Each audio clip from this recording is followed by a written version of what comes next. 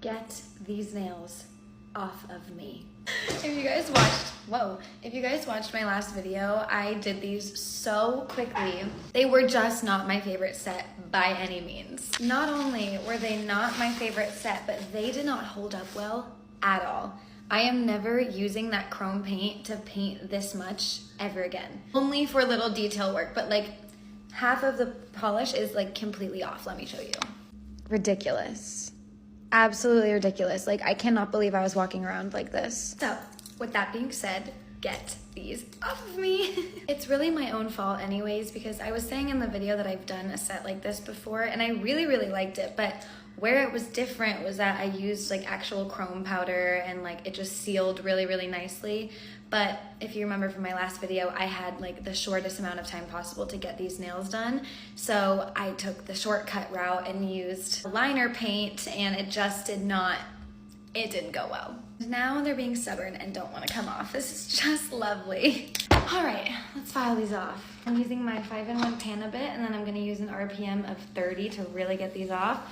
And this gets kind of loud, so I will talk to you really soon. Oh, all right, they are all off, thank goodness. I know it may sound like I'm being a little dramatic, but I just could not believe that I was in a whole other country with some of my least favorite nails that I have ever had in my life, and the fact that I did them myself. And I normally love every set I do.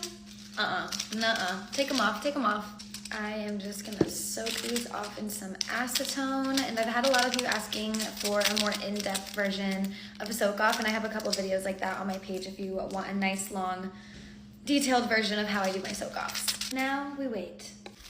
All right, now we are just gonna start scraping these bad boys off. Nice and easy today, thank goodness. All right, and then I'm taking my small Melody Susie sanding band and going at a really low RPM just to kind of buff the tops and start prepping my cuticles. And then I'm just gonna take my cuticle nippers and get off any of that dead skin that's left over. And just like that, we are ready to put some extensions back on. Okay, so let me tell you guys, I actually really enjoyed the coffin shape.